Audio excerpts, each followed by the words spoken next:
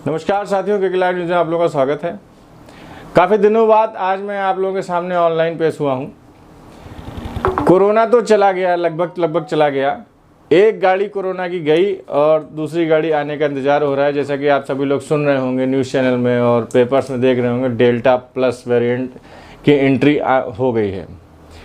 फिलहाल delta plus variant क्या है और कितना खतरनाक है, इसके बारे में कोई कयास लगा नहीं पा रहा है। सरकारें कह रही हैं कि हम तैयारी कर रहे हैं पूरी। एनीवे, ये मुद्दा तो कोरोना का जो है और है भी 2 साल से पूरी जनता हिंदुस्तान की झेलती हुई चली आ ही रही है। एक मुद्दा और है जो कोरोना के बीच में बहुत ही बुरी तरीके से दब गया है। वो मुद्दा है महंगाई। महंगाई किस हद तक बढ़ चुकी है ये सभी लोग अच्छी तरीके से जानते हैं।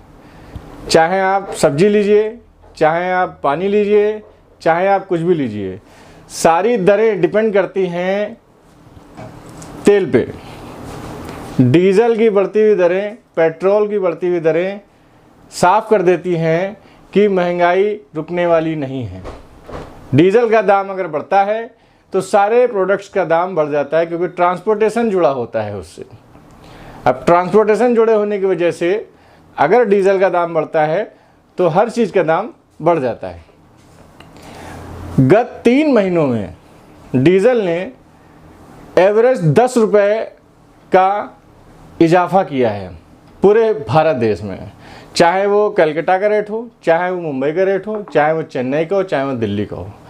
ग्राफ आप देखेंगे अगर तो एवरेज 10 रुपये लास्ट 3 मंथ्स में बढ़ा हुआ है।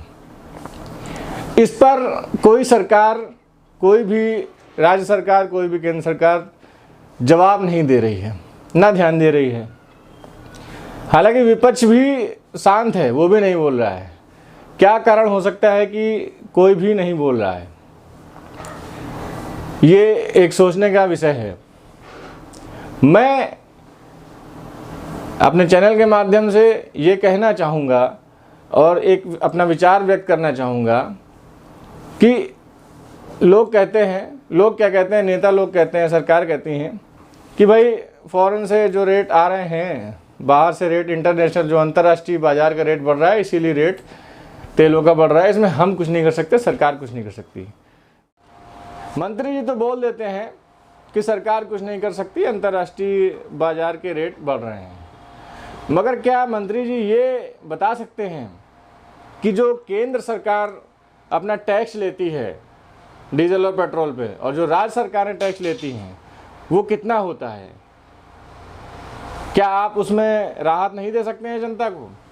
कोरोना महामारी चल रही है इस समय, और महामारी को देखते हुए जो एक्साइज ड्यूटी आप डीजल और पेट्रोल में लगाते हैं, जो टैक्स आप लेते हैं, जो वैट आप लेते हैं, वो आपका लगभग 50% वैट होता है, राज्य सरकार और केंद्र सरकार दोनों के टैक्सों को मिला के। तो ये टैक्सों में अगर आप थोड़ा सा रिलीफ दें तो जनता को राहत मिल सकती है। कारण क्या है? अब सरकार कहे कि हम जनता को राहत क्यों दें, हमें तो टैक्स जो हम पहले ले रहे थे वही अभी ले रहे हैं, हमने टैक्स तो बढ़ाया नहीं। तो कम से कम मानवता के नाते सरकार जनता ही बनाती है, मानवता के नाते सरकार को ये देखना चाहिए कि थोड़ा टैक्स कम कर दें। टैक्स कम करने से क्या होगा कि जनता को थोड़ी राहत मिलेगी, मगर सरकारें ऐसा नहीं करेंगी। उसका कारण है, वो इसलिए नहीं करेंगी कि आगामी चुनाव गत 6 से 7 महीनों में आने वाले हैं, और उन चुनावों की वजह से अभी रेट में कोई कमी या कटौती सरकार की तरफ से नहीं की जाएगी। जैसे ही 3 महीने बचेंगे चुनाव के, वैसे ही आपको कटौती दिखने लगेगी और जनता को ये दिखाया जाएगा, देखिए मैंने डीजल और पेट्रोल के दामों में कंट्रोल कर लिया। अब जनता कहाँ तक ठगी जाएगी और कितनी ठगी जाएगी, देखना ये है आने वाले 7 महीनों बाद उत्तर प्रदेश के चुनावों में। उत्तर प्रदेश में चुनाव है, उत्तराखंड में चुनाव है और पंजाब में चुनाव है। इन 3 राज्यों में चुनाव है, और इन चुनावों में देखना है कि नेता और सरकारें क्या वादा करती हैं। जो प्रेजेंट सरकार है वो क्या वादा करती है, जो आने वाले विपक्षी नेतागण हैं, जो पार्टियां हैं, वो क्या वादा करती हैं, और कैसे जनता को लुभाती हैं और मनाती हैं। आज के लिए इतना ही। बहुत बहुत धन्यवाद।